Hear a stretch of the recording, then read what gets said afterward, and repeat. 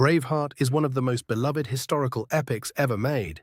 It won 5 Academy Awards, including Best Picture. It made grown adults weep in theaters. It made an entire generation scream freedom at inappropriate moments. And almost none of it actually happened. I'm not talking about small details here. I'm talking about the clothes, the love story, the battles, the timeline, and even what William Wallace probably looked like. Braveheart isn't really a historical film. It's historical fan fiction with a massive budget and Mel Gibson's face painted blue. And today, we're going to break down just how far this movie strayed from what actually happened. Because honestly, the real story is fascinating enough on its own. So let's get into it. Before we tear into what the movie got wrong, let's talk about who William Wallace actually was. Because even his basic biography got the Hollywood treatment. The film presents Wallace as a simple commoner, a farmer, a man of the people who rises up after personal tragedy to lead Scotland against the English. It's a beautiful narrative. It's also mostly wrong. The real William Wallace was not a peasant. He was born into the lower Scottish nobility. His father, Sir Malcolm Wallace, was a minor knight and landowner. William likely received an education, possibly even a religious one, and may have spoken French and Latin in addition to Gaelic and Scots. He was not some random guy with a pitchfork who stumbled into rebellion. He was a member of the gentry class who had the social standing, connections, and military knowledge to organize an actual resistance. Now, does that make his story less impressive? Absolutely not. But the movie needed a rags-to-rebellion arc, and so they stripped away his actual background and gave him a fictional dead wife as motivation instead. Speaking of which, the character of Muron, Wallace's wife in the film whose murder sparks the entire uprising, is almost certainly invented. There are some historical references to Wallace having a wife or romantic partner, but the details are incredibly murky and come from sources written long after his death. The emotional core of the entire movie, the revenge story that drives everything, is built on a foundation of, at best, speculation, and at worst, pure invention. Now let's talk about the most visually iconic element of the entire film, the kilts. Those beautiful, flowing, tartan kilts that Wallace and his men wear into battle. They look incredible on screen. They are also about 300 years too early. The belted plaid, which is the large cloth garment that most people associate with Highland dress, didn't come into common use until the 16th century at the earliest. William Wallace fought in the late 13th century, the 1290s. That's a roughly 300-year gap. It would be like making a movie set during the American Revolution and having George Washington show up in a business suit and aviator sunglasses. What would Wallace and his men have actually worn? Probably linen tunics, wool cloaks, chainmail if they could afford it, and leather armor. They would have looked a lot more like other medieval European soldiers of the period, and a lot less like the romanticized Highland warriors the film portrays. But here's the thing. The kilt is such a powerful symbol of Scottish identity that putting it in the movie was almost inevitable. It doesn't matter that it's wrong. It feels right, and that's what movies care about. Historical accuracy doesn't sell popcorn. Mel Gibson in a kilt does. And while we're on the subject of appearance, let's talk about the blue face paint. The woad-painted faces are probably the single most iconic image from the film. Warriors charging into battle with blue-streaked faces screaming about freedom. Absolutely electric cinema. Also about 1,000 years too late. The Picts, who were the people actually known for painting or tattooing their bodies with blue woad, lived in Scotland centuries before Wallace. By the 1290s, nobody was painting their face blue for battle. That tradition had died out so long ago, it was basically ancient history even to the people living in Wallace's time. Okay, let's get to what might be the single most audacious historical fabrication in the entire film. The love story between William Wallace and Princess Isabella of France. In the movie, Isabella is portrayed as a young, beautiful woman trapped in a loveless marriage to the weak Prince Edward, who is heavily implied to be gay. She meets Wallace, falls for his rugged charm and passionate speeches, and they have an affair. She even becomes pregnant with his child, and the film strongly implies that the future King Edward III is actually Wallace's son. It's dramatic, it's romantic, it is completely and utterly impossible. Here's why. When William Wallace was executed in 1305, Princess Isabella was approximately 10 years old. She didn't even arrive in England until 1308, 3 years after Wallace was already dead. There is literally no possible way they ever met, let alone had a love affair that produced a royal heir. The movie takes a real historical figure, a child, and invents an adult romantic and sexual relationship with the protagonist that couldn't have happened under any circumstances. And the film doesn't just hint at this, it's a major plot point. The final scene where Isabella whispers to the dying King Edward that her child is Wallace's, not his son's, is presented as this triumphant moment of rebellion.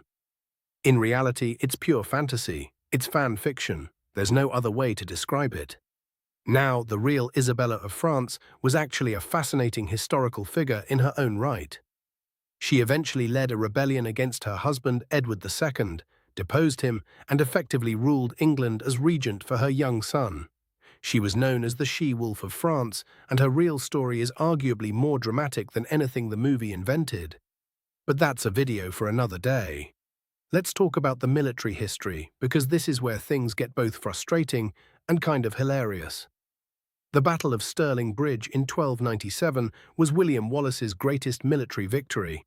It's the centerpiece battle of the film, and the movie leaves out the single most important tactical element of the entire engagement: the bridge.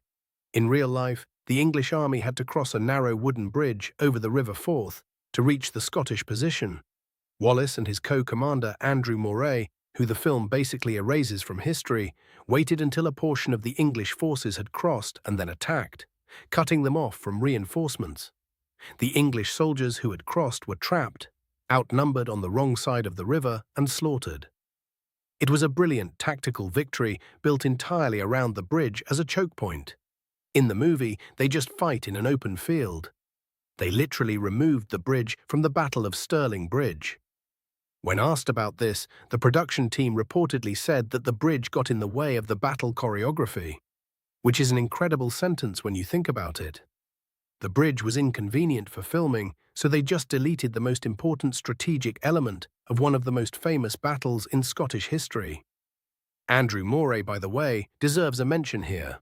He was Wallace's co-commander at Stirling Bridge and was arguably just as important to the Scottish resistance. He was severely wounded in the battle and died shortly after. The movie doesn't include him at all. He's just gone, erased, so that Wallace can be the sole hero of the story. Also, the Battle of Falkirk, Wallace's great defeat, is significantly altered in the film. The movie portrays it as a betrayal by Scottish nobles on the battlefield, with Robert the Bruce personally fighting against Wallace. In reality, Bruce's role at Falkirk is debated and unclear, and the battle was lost primarily due to English tactical superiority, particularly their longbowmen, rather than some dramatic act of treachery. And honestly, we could keep going all day. The film compresses and rearranges the timeline of events dramatically.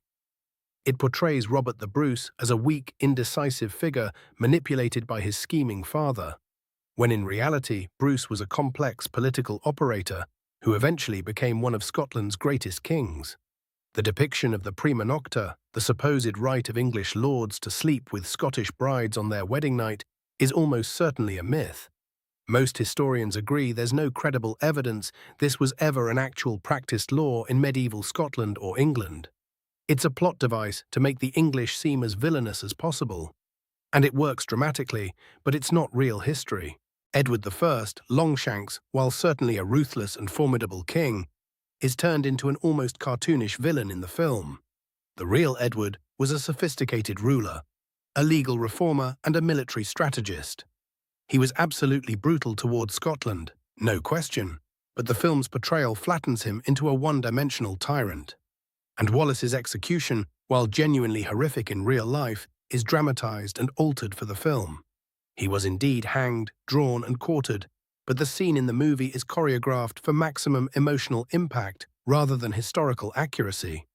So after all of that, after the fake kilts, the impossible romance, the missing bridge, the invented traditions, and the compressed timelines, is Braveheart a bad movie? No, absolutely not. It's a fantastic movie. It's just a terrible history lesson, and I think that distinction matters. Braveheart works because it taps into universal themes of freedom, sacrifice, and resistance against tyranny. It's emotionally powerful, beautifully shot, and features one of the most iconic performances of the 1990s. But we should be honest about what it is. It's mythology, not history. It's an origin story for a national hero that prioritizes feeling over fact. And there's a long tradition of that in storytelling. The problem comes when people watch Braveheart and think they've learned Scottish history. They haven't. They've learned Mel Gibson's version of Scottish history, which is about as reliable as learning about ancient Rome from Gladiator, or learning about the Titanic's sinking from a movie where the main character is a fictional artist who wins his ticket in a poker game.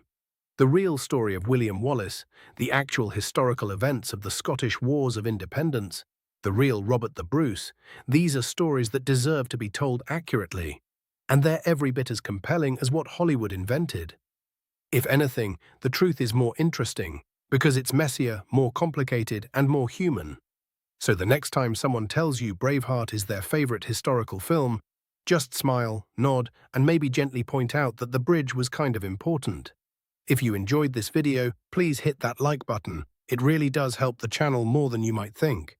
Subscribe if you want more videos where we lovingly tear apart the history behind your favorite movies. And drop a comment below telling me what historical film you want me to cover next. Is there a movie you always suspected was making things up? Let me know. I'll see you in the next one.